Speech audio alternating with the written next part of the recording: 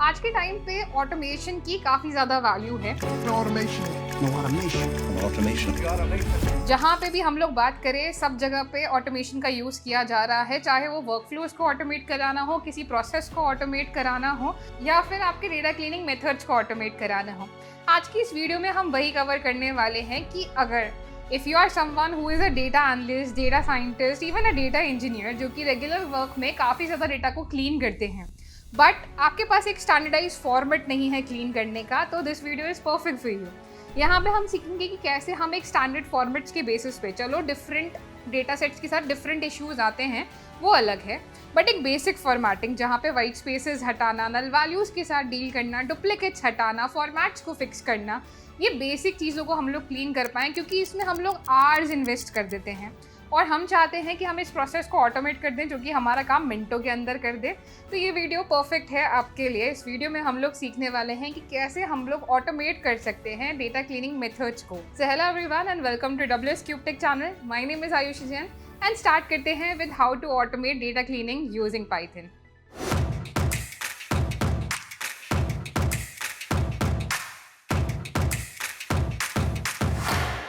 तो चलिए स्टार्ट करते हैं विद अ सिंपल स्क्रिप्ट, जिसमें सबसे पहले हम लोग स्टार्ट करेंगे विद द टर्मिनल, क्योंकि मैं यहाँ पे जुपिटर नोटबुक से यूज़ करने वाली हूँ। आप जुपिटर नोटबुक के अलावा अगर आप VS कोड यूज़ करते हैं या कोई और टूल पाइचार्म, स्पाइडर भी यूज़ करते हैं, तो आप उसका भी यूज़ कर सकते हैं, या फिर आप इसको कर सकते हैं through Google Colab as well.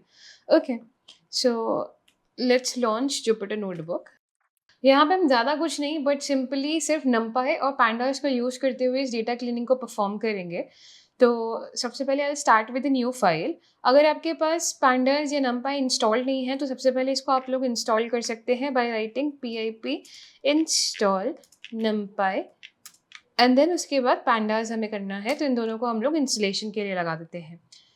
Okay, मेरे केस में सिंस ये ऑलरेडी डाउनलोडेड है, यहाँ पर लिखा आ रहा है रिक्वायरमेंट ऑलरेडी सेटिस्फाइड। आप लोगों के केस में ये डाउनलोड होना स्टार्ट हो जाएगा। अब वीडियो में आगे बढ़ने से पहले, if you are someone who wants to transition their career in data analytics, जहाँ पे इंडस्ट्री एक्सपर्ट से आपको ट्रेनिंग मिले और साथ ही साथ प्लेसमेंट असिस्टेंस भी मिले, then WS cube tech has launched ये डेटा एनालिटिक्स मेंटरशिप प्रोग्राम, जिसका आप पार्ट बन सकते हैं by finding the link in the description. Once this is done, let's import both the libraries. Import numpy as np and import pandas as pd। देखिए, हमारा ultimate goal क्या है कि हम लोग ऑटोमेट कर सके हमारे प्रोसीजर्स को to clean our data, so that हमारा काफ़ी ज़्यादा टाइम डेटा क्लीनिंग पे स्पेंड ना हो। ईजिली हम लोग कोई भी CSV फाइल अपलोड कर दें और वो हमारे पास क्लीन होकर निकल जाए। अब इसके लिए सबसे पहले हम लोग स्टार्ट करते हैं रीड करने से CSV फाइल को। तो उसके लिए डेटा फ्रेम कॉल कर लेते हैं। The data frame is equals to pd.read_csv file, जिसमें आप कोई भी सैम्पल डेटा ले सकते हो। फिलहाल को मैंने टेस्ट करने के लिए हमारे फोल्डर के अंदर एक सैम्पल डेटा सेट रखा हुआ है, मैं इसका यूज़ करने वाली हूँ। बाकी आप किसी भी सैम्पल डेटा का यूज़ कर सकते हैं, सैम्पल डेटा सेट .csv। ठीक है, इसके बाद हम लोग स्टार्ट करते हैं। सबसे पहले आई राइट फ्रॉम हियर कि हम लोग क्लीन करेंगे कॉलम नेम्स को। ठीक है, कि हमने CSV रीड करी, सबसे पहले कॉलम्स को कॉल करते हैं और कॉलम्स के नेम्स को क्लीन करते हैं। तो उसके लिए हम लोग कॉल करेंगे data frame dot columns, and इसे अगर मैं इतना सा रन करती हूँ तो मेरे पास सारे कॉलम्स निकल के आ जाएंगे। Index object is not iterable, क्योंकि कॉलम्स फंक्शन नहीं होता, तो हमारे पास लिस्ट ऑफ कॉलम्स निकल के आ जाएंगे, जहाँ पे हमारे पास ID, name, join date, salary, कितने लोग एक्टिव है, कितने नहीं है, डिपार्टमेंट वगैरह, ये सारी इन्फॉर्मेशन हमारे पास गिवन है। ठीक है, तो डेटा फ्रेम में हमारे पास जो कॉलम्स हैं, एक तो मेक श्योर करेंगे कि .str.strip हम लोग लगाएंगे, जिसका मतलब यहाँ पे होता है कि हम इसमें से वाइट स्पेसेस हटा रहे हैं। तो एक फंक्शन जो कि हम यूज करने वाले हैं, that is white spaces columns में से। समझिएगा, कॉलम की वैल्यूज की बात नहीं कर रहे हैं, कॉलम के नेम्स की बात कर रहे हैं, कि कॉलम के नेम्स के अंदर से हम लोग वाइट स्पेसेस हटा रहे हैं। ये वाइट स्पेस हटाने के बाद हमें मेक श्योर करना है कि str.lower कर देते हैं इसे, कि स्ट्रिंग का लोअर फंक्शन भी हम लोग यहाँ पे अप्लाई कर लेते हैं, और स्ट्रिंग का हम लोग यहाँ पे रिप्लेस भी यूज कर लेते हैं। क्यों? क्योंकि आपने देखा होगा जब आप SQL के साथ काम करते हैं, किसी भी कॉलम नेम के अंदर स्पेसेस नहीं होते हैं, एंड इट्स अवॉइडेड कि हम यूजुअली कॉलम नेम्स के अंदर स्पेसेस ना यूज करें, बल्कि अंडरस्कोर्स का यूज कर सकते हैं या फिर कैमल पास्कल केसेस का यूज कर सकते हैं। तो हम लोग यहाँ पे क्या कर देंगे कि अगर हमारे डेटा के अंदर कहीं पे भी स्पेस है, जैसे कि जॉइन डेट के बीच में स्पेसेस है, तो उस केस में हम लोग str.replace का यूज करेंगे, जहाँ पे हम लोग स्पेसेस को रिप्लेस करेंगे लेट्स से अंडरस्कोर्स के साथ। तो जहाँ-जहाँ पे भी कॉलम नेम के अंदर स्पेसेस होंगे वो सारे रिप्लेस हो जाएँगे। अगर इसके बाद ये स्टेप करने के बाद मैं फिर से डेटा फ्रेम डॉट कॉलम्स लगाती हूँ। यहीं पे लिखते हैं हम लोग data frame dot columns and इस चेंजेस को परमानेंटली सेव करने के लिए अगर हम लोग लिखते हैं data frame dot columns is equals to. ऐसा करने पे अगर हम करते हैं तो आप चेंजेस देखिएगा कि पहले हमारे पास सब कुछ कैपिटल में आ रहा था, अभी स्मॉल में आ गया है, प्लस जॉइन डेट के अंदर हमारे पास अंडरस्कोर आ चुका है। So this is the way of cleaning your headers of any particular data set कि हमने लोअर केस में करके स्टैंडर्डाइज कर दिया है, उसमें से वाइट स्पेसेस हटा दिए हैं और कहीं पे अगर स्पेसेस हैं तो उनको अंडरस्कोर से रिप्लेस कर दिया है। सिंपल सा मेथड है।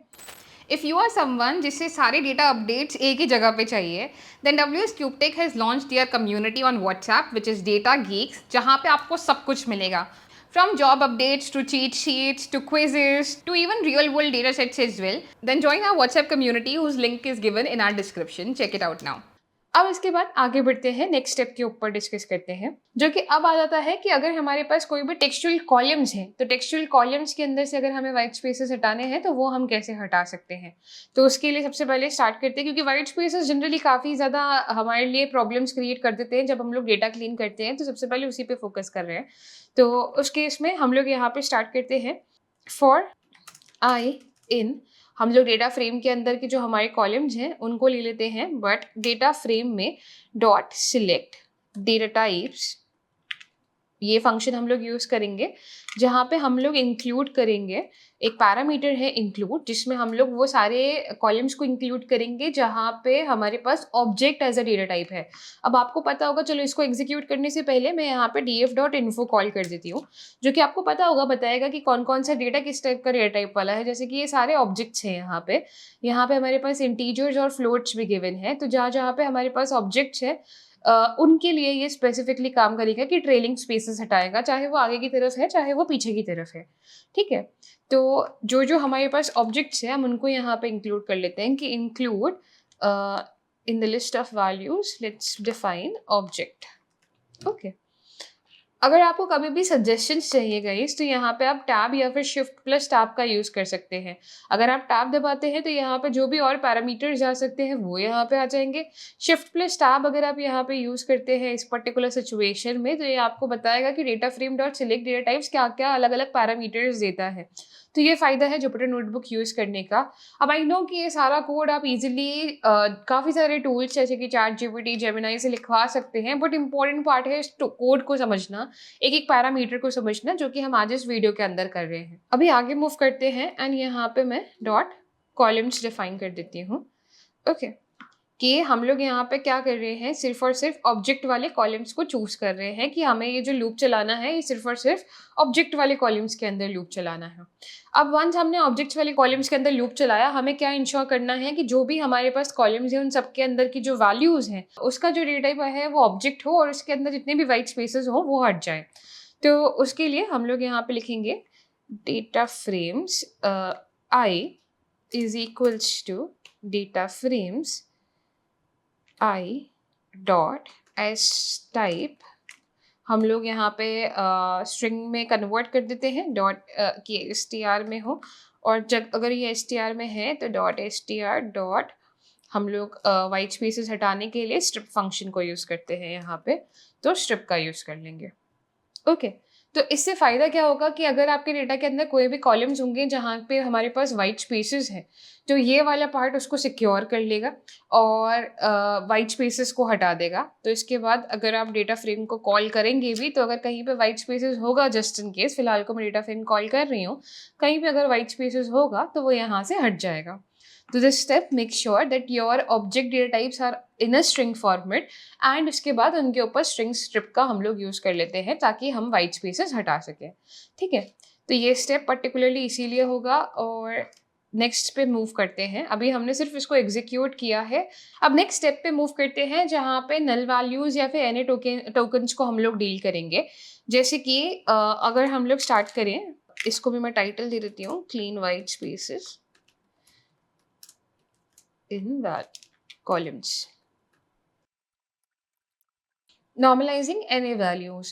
अब NA values क्या हो सकती है, मैं यहाँ पे कुछ values देती हूँ जैसे कि NA values आपके पास डेटा में कई बार हो सकता है कि जो नल वैल्यूज़ हैं वो नल की तरह ना आके किसी और वर्ड में किसी और फॉर्मेट में लिखी हो।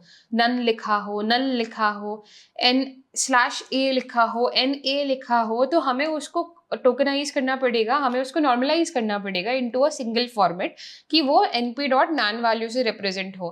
पाइथन के अंदर अगर नल वैल्यू है तो वो np.n से ईज़िली रिप्रेज़ेंट की जा सकती है, जिससे कि सब कुछ एक जैसा स्टैंडर्डाइज़ रहेगा। तो उस केस में हम लोग यहाँ पे लिस्ट ऑफ वैल्यूज़ बनाते हैं, जहाँ पे हम लोग na कॉमा n/a भी हमारे पास एक ऑप्शन हो सकता है। सो n/a हम लोग यूज़ कर सकते हैं, कॉमा नन अगर हमारे पास लिखा हुआ है तो वो यूज़ कर सकते हैं, कॉमा अगर नल लिखा है तो वो भी हम लोग रिप्लेस कर सकते हैं। कहीं पे कुछ ब्लैंक जगह छोड़ी हुई है तो वो भी हम लोग ले सकते हैं, कुछ कैप्स में है तो वो भी आप लोग चेकआउट कर सकते हो। तो we can give list of values over here, या फिर आप सेट्स वैल्यू में भी किसी में भी रख सकते थे इसको। अब इसके अंदर हम लोग लूप चला लेते हैं कि for I in data frame dot columns, ठीक है, इफ हमारा डेटा फ्रेम के अंदर जो कॉलम है, स्पेसिफिक कॉलम जिसकी हम लोग बात कर रहे हैं, उसका dot data type is equal to object, ठीक है, कि अगर ये ऑब्जेक्ट है, in that case scenario data frame के अंदर जो हमारा कॉलम है that would be is equals to data frames I dot replace. हम लोग रिप्लेस करेंगे क्या, इसमें हमारे पास एक पैरामीटर होता है टू रिप्लेस्ड, हमारी जो लिस्ट है ऑफ NA वैल्यूज, ओके, इसको करेंगे with value is equals to np.nan, ठीक है। इसका हम लोग यहाँ पे यूज़ करेंगे, जिससे कि अब होगा क्या कि अगर हमारा डेटा टाइप ऑब्जेक्ट है और हमारे डेटा के अंदर कोई भी NA वैल्यू है, n/a है, नन है, नल है, तो हम लोग लूप चलाएंगे कॉलम्स के अंदर जहाँ पे डेटा टाइप ऑब्जेक्ट के बराबर है, और उसी के अंदर हम लोग बोलेंगे कि आपको रिप्लेस करना है क्या, जो भी हमारी ये NA वैल्यूज़ की लिस्ट है इसको विद आर डेस्टिनेशन वैल्यू, वो जो कि है np.nan का। इसको एक बार रन कर लेते हैं। Can not assign subscript here, maybe you meant equal to. So guys यहाँ पे लिखते वक्त छोटा सा एरर आ गया है, इसको हम एक बार को फिक्स कर लेते हैं एंड इसे मैं एक बार को यहाँ पे क्लोज करती हूँ। सो यस, इस तरह से हम लोग नॉर्मलाइज कर सकते हैं NA वैल्यूज़ को, जहाँ पे अगर हमारे पास कोई भी वैल्यूज़ हैं जो कि नल लिखा हुआ है, नन लिखा हुआ है, n/a लिखा हुआ है, NA लिखा हुआ है, तो ये उनको रिप्लेस कर देगा हमारी डिज़ायर्ड वैल्यूज़ के साथ, ठीक है। तो ये नॉर्मलाइज करना हुआ NA वैल्यूज़ को। उसी के बाद मूव करते हैं नेक्स्ट स्टेप के ऊपर। नेक्स्ट स्टेप है कि हम लोग डेट एंड टाइम को स्टैंडर्डाइज करते हैं कि अगर हमारे पास कोई भी ऐसा कॉलम है जहाँ पे डेट टाइम वैल्यूज़ गिवन है, तो स्टैंडर्डाइजिंग डेट टाइम कॉलम्स। तो अगर हम लोग यहाँ पे डेटा फ्रेम को कॉल करें, ये हमारे पास डेटा फ्रेम है जहाँ पे जॉइन डेट हमारे पास गिवन है, बट अगर हम इसकी इन्फो चेक करें तो यहाँ पे जॉइन डेट के अंदर object as a data type given है, जबकि यहाँ पे होना क्या चाहिए था, डेट टाइम होना चाहिए था। तो इसको स्टैंडर्डाइज करते हैं, जिसमें अब यूजुअली जब आप डेटा सेट्स देखते हैं, जब भी डेट से रिलेटेड कोई भी होता है, order date, shift date, joining date, hire date, exit date, ये सारी डेट्स के अंदर डेट लिखा हुआ होता है कॉलम नेम्स के अंदर ही। तो उसी के बेसिस पे हम लोग यहाँ पे थोड़ा सा चलने वाले हैं, क्योंकि obviously how it will get to know कि वेदर जो डेटा टाइप है वो डेट टाइम का है भी या नहीं है। तो उस केस में हम लोग सिंपल से यहाँ पे मेथड यूज करेंगे, जहाँ पे हम लोग एक लिस्ट क्रिएट कर लेते हैं, ठीक है।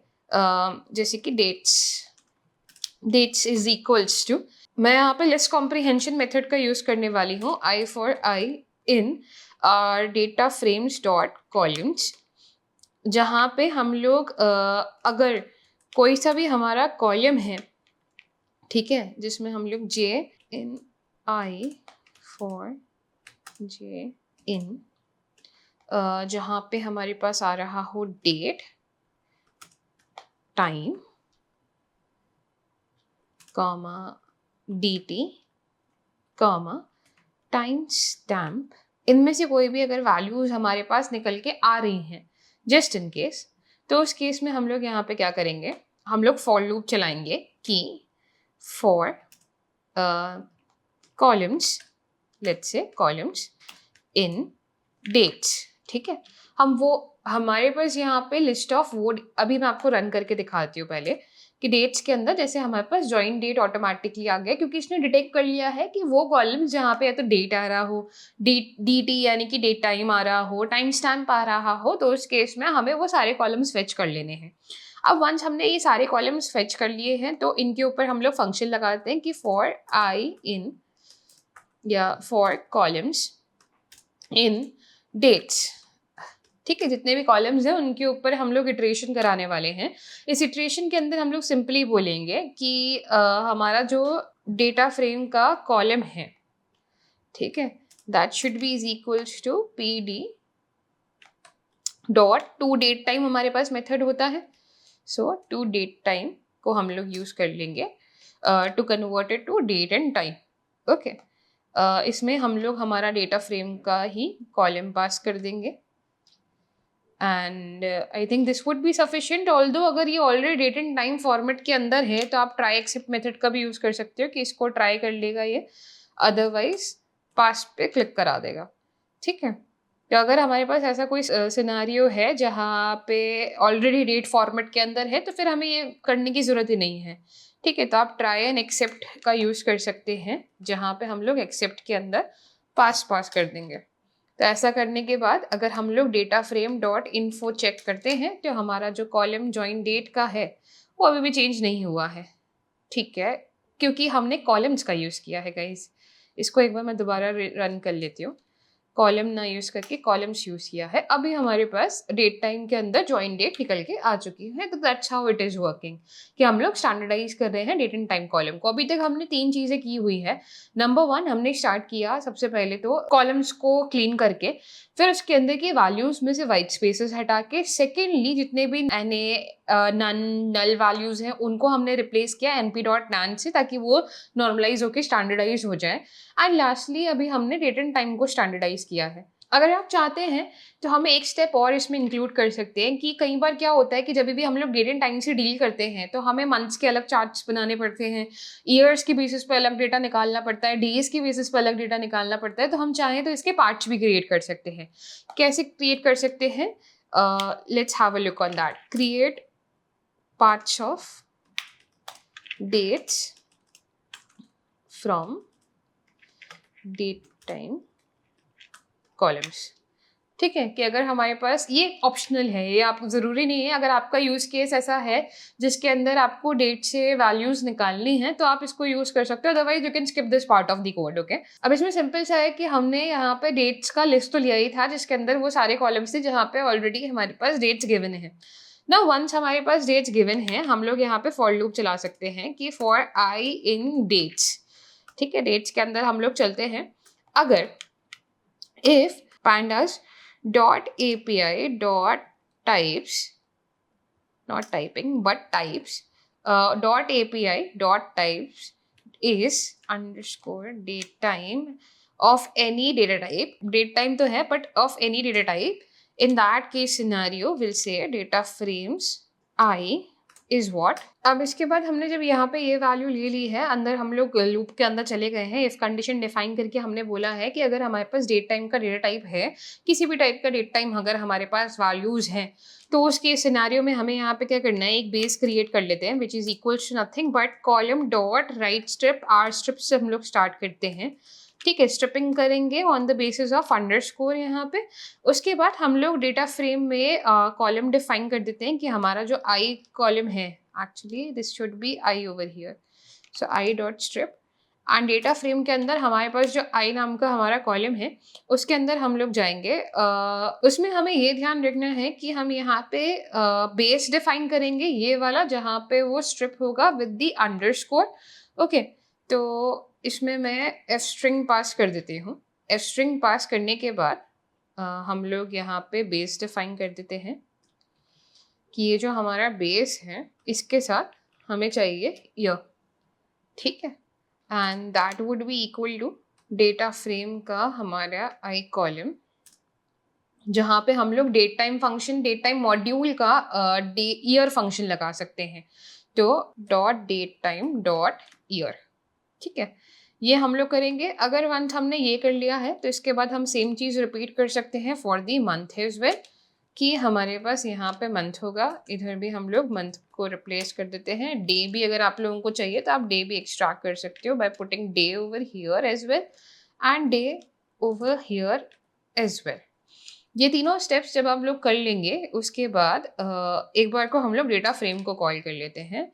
हमारे पास इनवैलिड सिंटेक्स है, डॉट हमने नहीं लगाया ना, तो dot date time module dot day. ऐसा करने पे हमारे पास यहाँ पे 3 नए कॉलम्स क्रिएट होके आ चुके हैं, जॉइन डेट का डे, जॉइन डेट का मंथ, जॉइन डेट का ईयर। अब इससे फ़ायदा क्या होगा ये समझिए।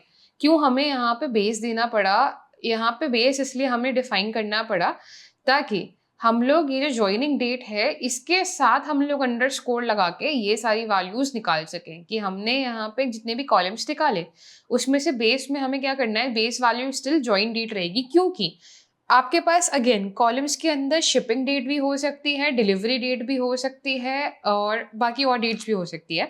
तो उस केस में हम लोग बेस के साथ ये वैल्यूज़ दे सकते हैं जिससे कि हमारे पास ईयर, मंथ एंड डे निकल के आ जाए। अब ये वाला स्टेप सिर्फ उसी केस के अंदर आप लोगों को रिपीट करना है या यूज़ करना है जिस केस में आपको अलग-अलग वैल्यूज़ चाहिए। अगर आपको नहीं चाहिए, आपको डेट नॉर्मली चाहिए तो आपको ये स्टेप इंक्लूड करने की ज़रूरत नहीं है। बट अगर आपको चाहिए कि आपके डेटा के अंदर कॉलम्स क्रिएट हो जाएँ, तो उस केस में आप इसको यूटिलाइज़ कर सकते हैं। ठीक है? तो ये हमारे पास क्रिएट पार्ट्स ऑफ डेट्स हो गया, जहाँ पे हमने डेट टाइम कॉलम्स के अंदर से पार्ट्स ऑफ डेट्स निकाल लिए हैं। इसको एक बार मैं रीरन कर लेती हूँ ताकि हमारे पास यहाँ पे इनफ स्पेस हो। नेक्स्ट स्टेप के ऊपर यहाँ पे बढ़ते हैं, जो कि हमारे आ जाएगा हैंडलिंग मिसिंग वैल्यूज़। अभी तक हम लोग कॉलम के फॉर्मेट्स को ही फिक्स कर रहे थे, बट मेजर यहाँ पे सबसे बड़ा चैलेंज जो कि आता है, वो आता है हैंडलिंग मिसिंग वैल्यूज़ का। मिसिंग वैल्यूज़ को किस तरह से हैंडल करना है, हमें पता है अगर न्यूमेरिक वैल्यूज़ होती हैं हम उसको मीडियन से फिल कराते हैं, कैटेगरिकल डेटा होता है तो हम उसको मोड से फिल करवाते हैं। और बस उसी को ध्यान रखते हुए हमें यहाँ पे मिसिंग वैल्यूज़ को भी फिल करना है कि अगर न्यूमेरिक वैल्यूज़ है तो हम मीडियन का यूज़ कर लें, कैटेगरिकल डेटा है तो हम लोग मोड का यूज़ कर सकते हैं। आपको कोई और मेथड यूज़ करने हैं कैटेगरिकल डेटा के लिए, जैसे कि फॉरवर्ड फिल, बैकवर्ड फिल, आप उसका भी यूटिलाइजेशन कर सकते हैं। जिस भी मेथड को आपको अप्लाई करना है उसको बस इस पार्ट ऑफ कोड के अंदर इम्प्लीमेंट करते जाइए और आपका काम होता जाएगा। तो इसके लिए सबसे पहले हम लोग सिंपली स्टार्ट कर लेते हैं कि जहाँ पे न्यूमेरिक डेटा टाइप है हमारा, तो न्यूमेरिक डेटा टाइप वाले कॉलम्स को हम लोग कॉल कर लेते हैं कि for columns in data frame dot columns, हमारी जो पूरी कॉलम्स की लिस्ट है उसमें से कॉलम्स कॉल कर लेते हैं कि अगर हमारा pd dot api dot is API types dot is numeric data type, okay, इस न्यूमरिक में रियल न्यूमरिक नहीं चाहिए हमें, इस न्यूमरिक डायरेक्टली, चलो इस न्यूमरिक डेटा टाइप ये रहा। ओके, तो if it's a numeric data type तो उस केस में डेटा फ्रेम का जो हमारा कॉलम है उसके ऊपर हम लोग अप्लाई करेंगे data frames column dot fill करना है एनी वैल्यूज को विद वही जो हमारा कॉलम है उसी का मीडियम, सो data frame column dot median. ठीक है, इस मेथड को हम लोग यूज कर लेंगे। ठीक है, जिससे कि हमारा मीडियन से यहाँ पे वैल्यू फिल हो जाएगी। ये कब का केस सिनेरियो है, ये हमारा इफ कंडीशन का केस सिनेरियो है। ठीक है, आई थिंक मैंने यहाँ पे कोई चीज़ क्लोज नहीं करी है, विच इज नहीं, ये हो गई है। अच्छा, अगर आप ये मेथड यहाँ पे देख रहे हैं तो this is a short hand if method. अगर आप अपना नॉर्मल इफ़ मेथड्स यूज़ करना चाहते हैं तो आप ये भी यूज़ कर सकते हैं। आप इसको नेक्स्ट लाइन के अंदर भेज सकते हैं, क्योंकि हमें यहाँ पे मल्टीपल लाइन्स लगानी है तो हम लोग एलिफ से स्टार्ट कर सकते हैं, जहाँ पे अभी तो ये न्यूमरिक केस था। बट अभी अगर सिमिलरली हमारे पास टेक्सचुअल केस होता है तो उस केस में हम लोग यहाँ पे क्या कर सकते हैं, तो और डेट एंड टाइम मेथड भी होता है तो भी हम लोग यहाँ पे क्या कर सकते हैं, डेट एंड टाइम में आई थिंक मोस्ट अकरिंग के लिए हम लोग मोड को यूज़ कर लेते हैं कि अगर डेट्स में हमारे पास कहीं पे नल वैल्यूज़ हैं तो जो मोस्ट अकरिंग डेट है हमारी वो हमारे लिए यहाँ पे बेस्ट केस सिनेरियो रहेगा। ठीक है, मैं यही कोड वापस यूज़ कर लेती हूँ, pd dot api dot types dot is date time any data type. Okay, उसमें हम लोग डेटा फ्रेम के कॉलम्स पास कर देते हैं, that would be data frame column dot fill NA with data frame वही कॉलम का डॉट मोड फंक्शन। ठीक है। तो इसी के ऊपर हम लोग मोड फंक्शन को इम्प्लीमेंट कर देंगे। तो ये हमारे पास एलिफ कंडीशन हो जाएगी उन कॉलम्स के लिए जो कि डेट एंड टाइम है। लास्टली हमारे पास बचा तीसरा टाइप का कॉलम, या तो हमारे पास डेट टाइम हो गया या डेट टाइम में हमारे पास या तो न्यूमरिक है जो कि इंटीजर डेसिमल दोनों की कैटेगरीज के अंदर आ जाएगा। डेट एंड टाइम में हमारे पास डेट एंड टाइम से रिलेटेड सारे आ जाएंगे और बाकी बचता है हमारे पास टेक्सचुअल डेटा। तो in case of textual data set हम लोग एल्स की कंडीशन दे देते हैं यहाँ पे कि else data frame column dot fill na with data frames column dot। अब यहाँ पे आपके ऊपर है, आप मोड से फिल कराना चाहते हैं मोड से भी करवा सकते हैं, आपको फॉरवर्ड फिलिंग का यूज करना है फॉरवर्ड फिल भी यूज कर सकते हो। फॉरवर्ड फिल का मतलब कुछ भी नहीं होता, आपका जो नल वैल्यू सपोज यहाँ पर है इसके ऊपर वाला जो भी वैल्यू है वो यहाँ पे फिल हो जाएगा, that is forward fill over here.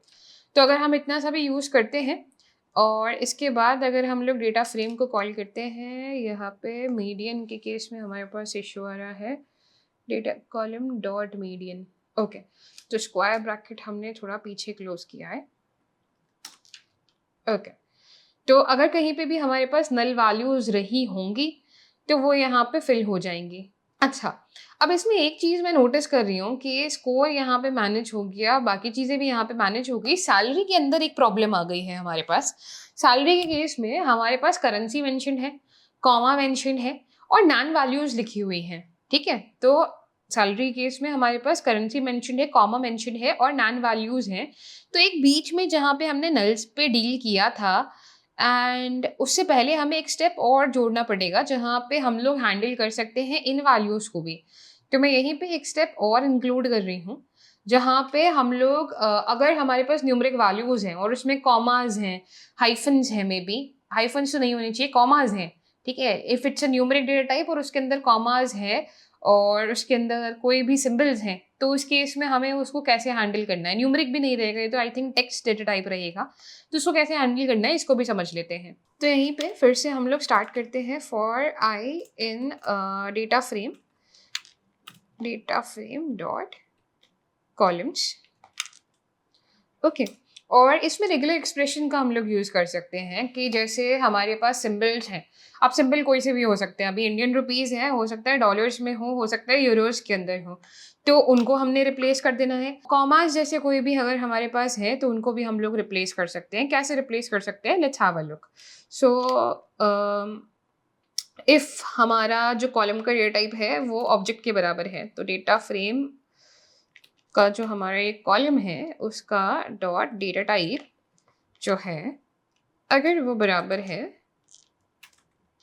Object के, ठीक है, अगर वो ऑब्जेक्ट के बराबर है, इन दैट केस सिनारियो हम लोग क्या करेंगे, क्लीन करेंगे उसे।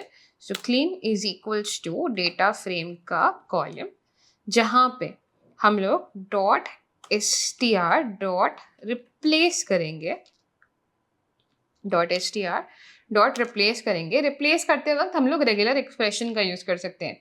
अच्छा, इसके लिए आप ना रेगेक्स टेबल भी चेकआउट कर सकते हो जहाँ पे आपको रेगुलर एक्सप्रेशंस की काफ़ी सारी टेबल्स मिल सकती हैं, जिसमें आपको आइडिया मिल जाएगा, चीट शीट मिल जाएगी बेसिकली कि अगर कोई भी चीज़ रखनी है, हटानी है, कोई वाइल्ड कार्ड चेकआउट करना है तो हम किस तरह से कर सकते हैं। कोई भी चीज़ किसी चीज़ से स्टार्ट हो रही है, एंड हो रही है, तो इसका हमारे पास रेगुलर एक्सप्रेशंस के अंदर, अच्छा this is JavaScript, let me call it regex table Python.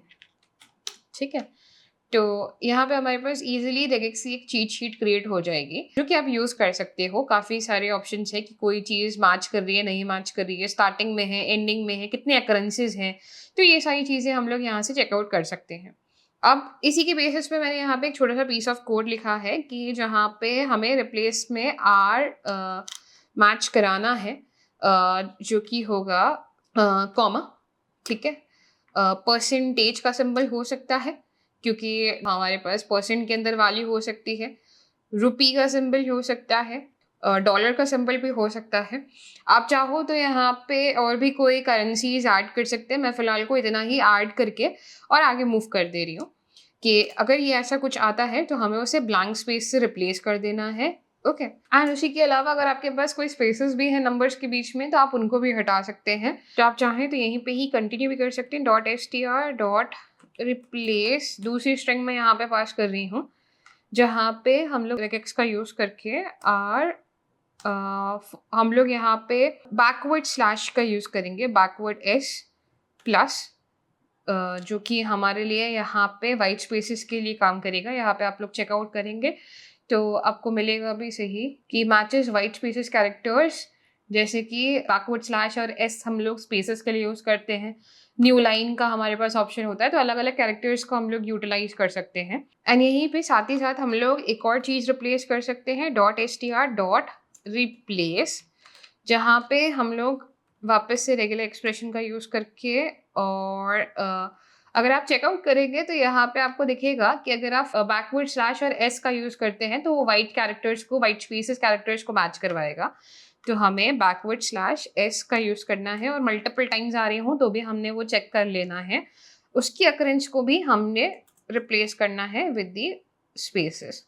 Okay, इन दोनों के अंदर मेक श्योर कीजिएगा कि आप एक पैरामीटर और पास कर दें, that is are regular expressions is equals to true, और इसमें भी हम लोग regular expressions is equals to true as a parameter pass करेंगे। ठीक है, तो अगर हम ये पास करते हैं, इसके बाद अगर हम लोग बाहर निकल के डेटा फ्रेम को कॉल करते हैं एक्चुअली। सो मैं स्टार्टिंग से एक बार को कॉल करना चाहूँगी कि हमने डेटा कॉल किया, उसमें से वाइट स्पेसेस को क्लीन किया, उसके बाद ये थर्ड हमने अनमैच्ड ट्रू। अच्छा, हमारा रेगिक यहीं पे क्लोज होगा, इसको वापस रन कर लेते हैं। Still we are unable to find join date day. So guys, इसको रन करने पे कांस्टेंट हमारे पास एरर आ रहा है। मैं इसमें एक स्टेप और इंक्लूड कर लेती हूँ। I think I know that why this error is coming over here, but data frame column is equals to pd dot to numeric में कन्वर्ट कर लेते हैं हम लोग। सो टू न्यूमरिक, और जो फॉर्मेटिंग है वो क्लीन हमें पास करनी है। ठीक है, इसको एक चीज़ ट्राई कर सकते हैं कि let's restart and clear all the outputs, और एक बार को शुरुआत से हम लोग स्टार्ट करते हैं कि this is our first tab, this is the second one, जहाँ पे हमारे पास जहाँ पे हमारे कॉलम्स क्लीन हुए हैं। This is now the third one. हाँ, name column is not defined, so for I की जगह पे हम लोग यहाँ पे कॉलम यूज़ कर लेते हैं। ठीक है,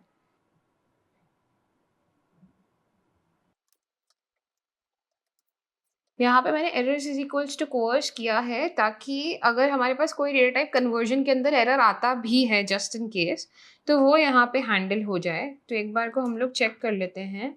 सो अब नेक्स्ट प्रॉब्लम जो कि हमारे पास आ रही है कि हमारी नेम, जॉइन डेट, एक्टिव और डिपार्टमेंट, ये सब कुछ यहाँ पे कन्वर्ट हो चुका है।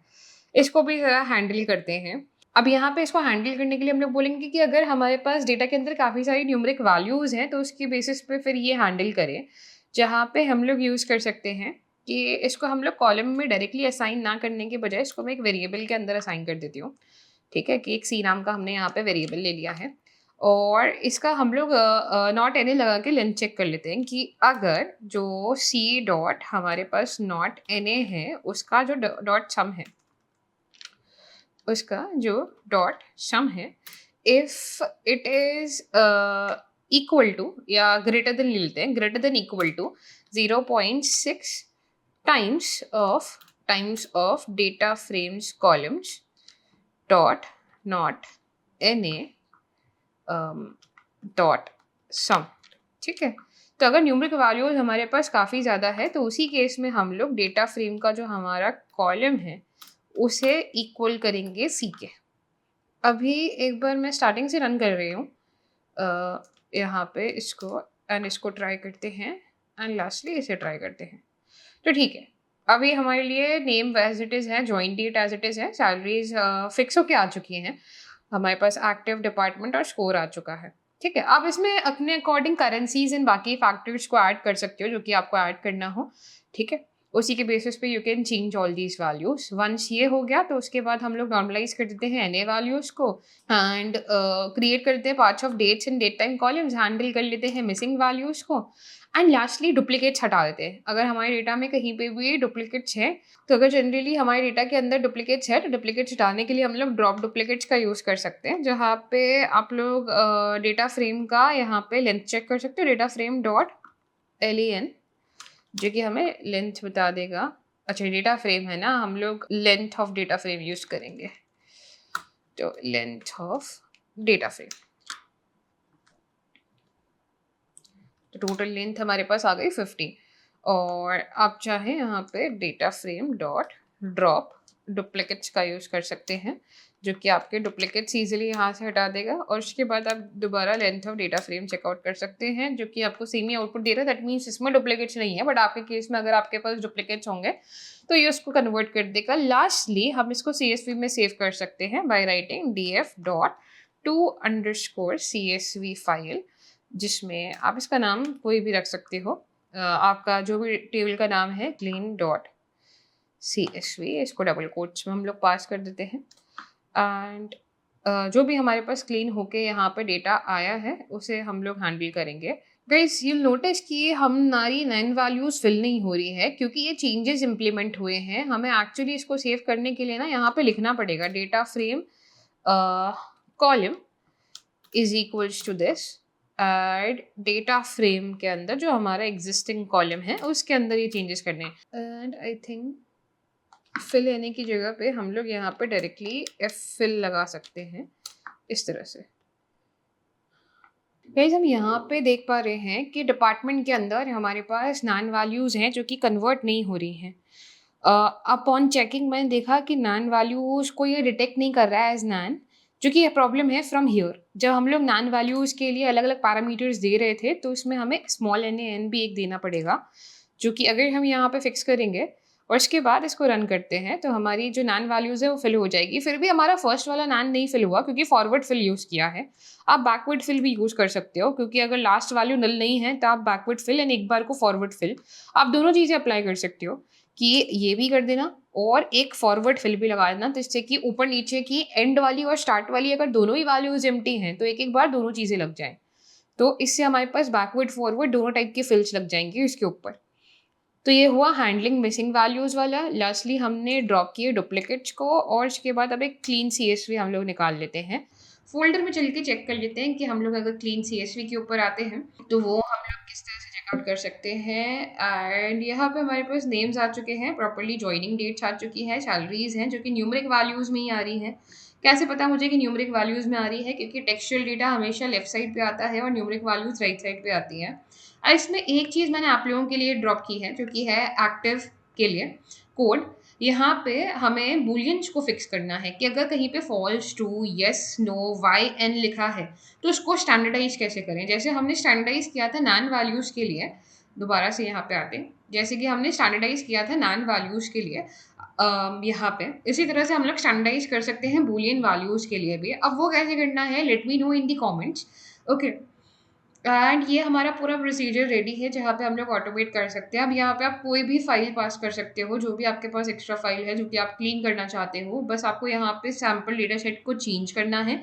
Automatically it will start detecting values for you और उसी के बेसिस पे ये रिप्लेस करना भी स्टार्ट कर देगा।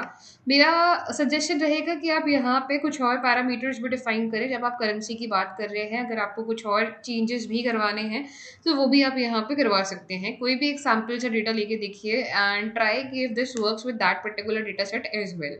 फिलहाल को मैंने इसको इसी पर्टिकुलर डेटा सेट के बेसिस पर ट्रेन किया है जो कि हमारे पास था, क्योंकि इसमें हर कॉलम के अंदर इनकन्सिस्टेंसी थी, इसमें वाइट स्पेसेस थे, इसमें सैलरीज हमारी फिक्स नहीं थी, इसमें नॉन वैल्यूज़ हमारे पास काफ़ी थे, स्कोर्स के अंदर हमारे पास काफ़ी इनकन्सिस्टेंट वैल्यूज़ थी नॉन होने की वजह से। एंड जॉइनिंग डेट को हमने यहाँ पे फिक्स किया है जिसका डेटा टाइप हमने चेंज किया है। साथ ही साथ कुछ कॉलम्स ऐड किए हैं जैसे कि जॉइनिंग ईयर, जॉइन डेट का मंथ एंड जॉइन डेट का डे एज वेल। सो ये हमारी फाइनल CSV है जो कि हमारे पास यहाँ पे आ चुकी है। आई होप क्लियर है कि किस तरह से हमने ये सिंपल सा कोड लिखा है। इसमें ज़्यादा कुछ हमने कॉम्प्लेक्स चीज़ें नहीं यूज़ की है, सिंपल सिर्फ पांडास एंड नंपाई के बेसिस पे क्लीन किया है और नंपाई भी सिर्फ इसलिए यूज़ किया है ताकि हम नॉन वैल्यूज़ को डील कर सकें। रेस्ट हमने पूरा एंटायरली पांडास को यूज़ करते हुए ये स्क्रिप्ट क्रिएट करी है। Now this is a script that you can add to your resume as well, या फिर अगर if you are someone who is a working professional, तो उस केस में आप इस स्क्रिप्ट को अपनी डेली बेसिस पे भी यूज़ कर सकते हो। अगर आप डेली बेसिस पे काफ़ी सारा डेटा बल्क में क्लीन करते हैं, तो दिस इज़ समथिंग जो कि आपको काफ़ी हेल्प करेगा। और एक बार को आपने इस प्रोसेस को स्टैंडर्डाइज़ कर लिया आपके टाइप्स के डेटा के ऊपर, क्योंकि अभी इसमें काफ़ी सारी कॉम्प्लिकेसीज़ आ सकती हैं। हो सकता है आपका डेटा की रिक्वायरमेंट कुछ और हो और हमने अभी बहुत सिंपल लेवल की क्लीनिंग की हो। तो आप उन रिक्वायरमेंट्स को भी ऐड कर सकते हो और अपने लिए इस प्रोसीजर को ऑटोमेट करवा सकते हो, जहाँ पे आपको सिर्फ़ और सिर्फ़ एक सीएसवी फ़ाइल पास करनी है, रन पे जाके सारे सेल्स को एक साथ रन कर देना है और एंड में आपके पास एक क्लीन रिज़ल्ट निकल के आ जाएगा। आप चाहें तो इसको एक ही सेल के अंदर रख सकते हैं। मैंने अलग-अलग सेल में रखा है ताकि हमारे पास जो ब्रेकडाउन है वो काफ़ी क्लियरली आ सके। यहाँ पे भी मैं टाइटल लास्टली ऐड कर देती हूँ कि that this was to clean currency and related symbols from columns. ठीक। एंड बाकी सब चीज़ों पे हमने ऑलरेडी टाइटल्स मेंशन किए हुए हैं, तो आई होप ये आपके लिए काफ़ी सिंपल या हैंडी रहा हो, and I hope you like this video. If you like this video, do like, share and subscribe for more such content.